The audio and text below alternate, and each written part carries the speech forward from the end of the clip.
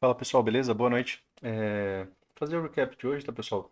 Um pouco mais rápido aqui. Amanhã a gente faz o leitura pré-mercado pela manhã, tá bom? Então, dentro do dia de hoje, né, pessoal, a gente teve aqui nos 60 minutos, né, o preço alcançando alguns alvos, né, que a gente havia deixado traçado, né, no estudo de ontem.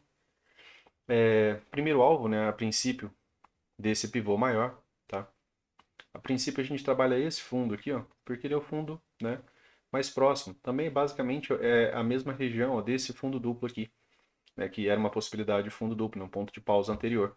Então, esse ponto aqui, né, desse alvo, né, ele tinha confluência de primeiro alvo desse com praticamente segundo alvo desse fundo anterior. Né? Então, a princípio, a gente trabalharia essas regiões. Isso gerou, né, uma possibilidade de trade pela manhã, né, de pelo menos cerca de 1.300 pontos, né, dentro daquela ideia, né, daquilo que estava mais fácil de acontecer. Somando com aquela ideia do diário que a gente falou, né, pessoal? Aquelas tentativas de retomada frustradas, né? O mercado não desenvolveu, né, de uma H3 nem de uma H4. Isso indica que os compradores não estão fortes o suficientes, por exemplo, para levar o mercado para uma reversão de alta, tá? Então, dentro dessa ideia, né, que a gente tinha uma região de fundo duplo, o mercado reagiu aqui a princípio, ó, longe das médias, depois uma outra barra, só que dessa vez, ó, saindo das médias. Vejam a diferença, né, dessa barra inicial, né, que a gente havia comentado também, né, na manhã do dia anterior, né, distanciamento das médias, para essa barra, né, uma barra que sai da 20, que sai da 9, né, ela tem uma predisposição melhor a ter alguma continuidade, com ou sem correção, mesmo não sendo uma outside bar, tá? Então, o mercado veio, né, a níveis mais baixos. Então, quanto à projeção de alvo, né, pessoal, você poderia trabalhar esse pivô e posteriormente, né, você poderia trabalhar esse pivô aqui, ó, né, um pouco abaixo, né, que é um fundo majoritário, né, de vários outros pontos de pausa que o mercado, né, acabou encontrando, né, nessa região, tanto aqui quanto aqui quanto aqui, né. Então você vê que o mercado alcançou essa região aqui, ó, milimetricamente e teve uma reação, né, bem interessante, né, de cerca de 650 pontos, tá? Então lembre, né, daquela ideia de que você tem que trabalhar, né, a projeção de alvos. Né? Então, aqui, né, restaria, né, ainda um terceiro alvo. Quanto a alvos menores, né, acaba sendo mais conveniente a gente observar em tempos gráficos menores, né, para projeção da lateralidade. Mas dá para ver que passou do terceiro alvo, né, pelo menos da pequena lateralidade. O edge, né, pessoal?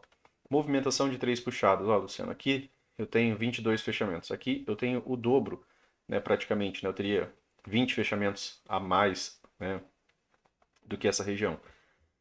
Particularmente, né, eu, né, prefiro wedges mais proporcionais. Foi uma wedge perfeita? Foi. Né, foi perfeita porque ela chega na região, né, e tem uma reação. Wedges mais vezes geram correção TBTL, 10 barras, duas pernas, né, pessoal? Mas isso aqui é um assunto para amanhã. Particularmente, eu, né, prefiro essa opção aqui. Ó. Eu tenho aqui 21 fechamentos e aqui 13, né, fechamentos. É uma diferença muito grande de proporcionalidade dessa para essa? Não, né? Só que essa movimentação aqui é uma movimentação mais próxima do preço, né?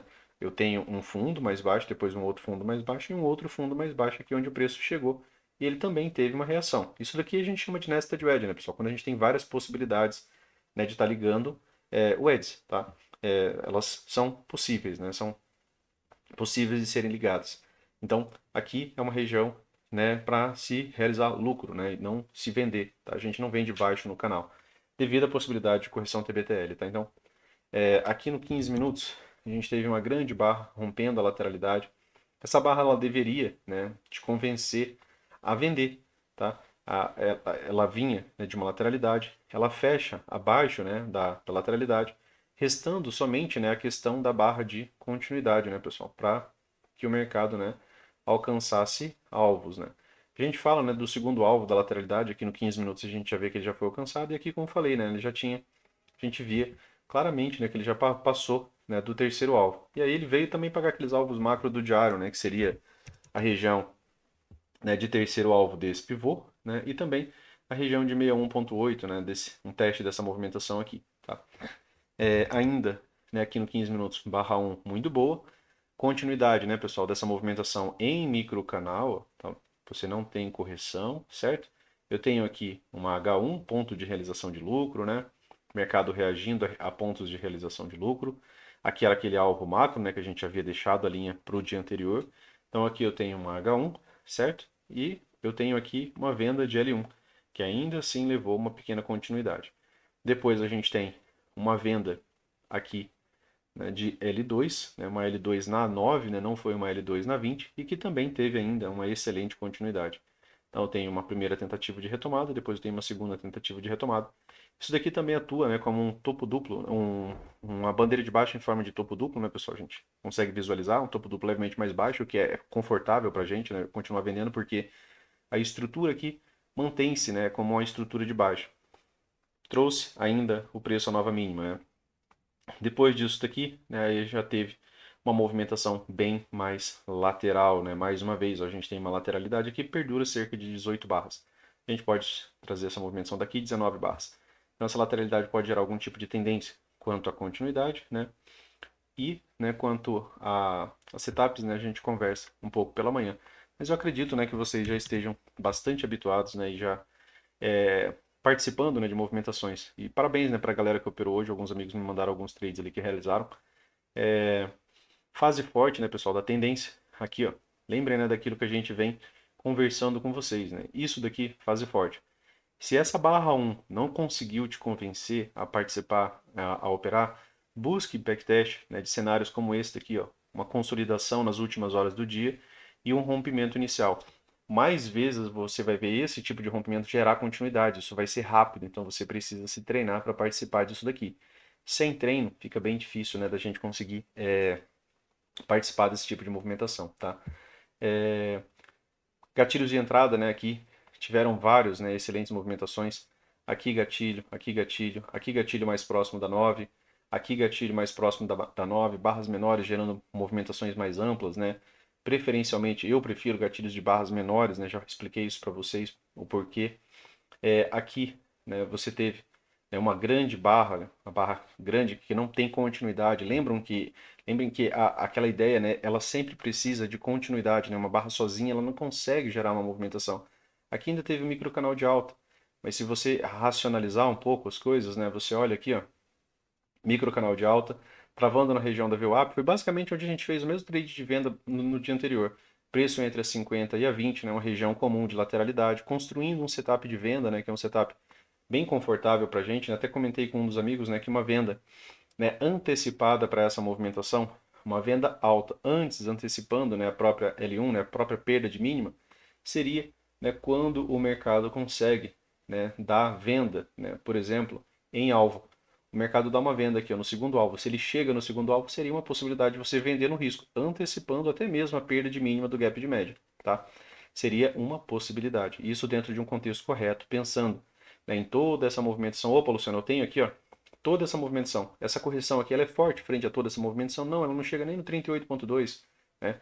Então, a gente lembra, né, de toda aquela teoria que a maioria das tentativas de reversão irão falhar. A maioria das tentativas de topo duplo, em tendência, são bandeiras de baixa em forma de topo duplo. Tá? E aí aqui você teve, né, ainda a possibilidade de venda, né, desse teste na média móvel de 20, né, que seja aqui, né, ou mesmo de vender a L2, né, que teve aqui. Você teve uma segunda retomada, depois uma L2. Você pegaria assim ainda, né, alguns bons pontos quanto a essa movimentação, né, cerca de 400 pontos, pouco mais de 400 pontos. Ali deu 460. Mas a gente nunca consegue pegar tudo, né, pessoal? Então, pegando alguns pontos aqui até o fundo duplo, né, suficiente, né, já que a gente está tentando, né, vender para o preço pelo menos chegar a essa região.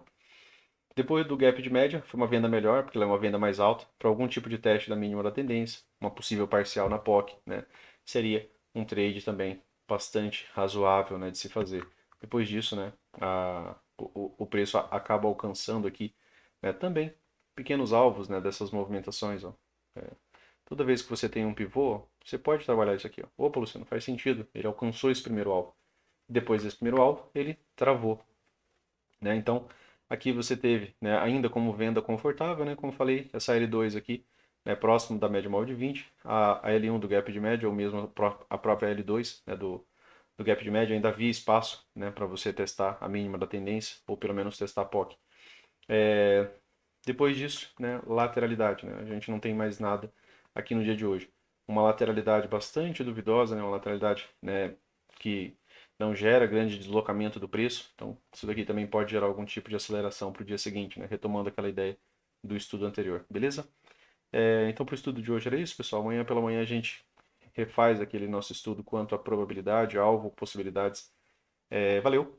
É um videozinho mais rápido, né? Só pra gente comentar um pouco sobre o dia de hoje, para não perder o nosso hábito aqui, beleza? Valeu, um forte abraço aí e até amanhã.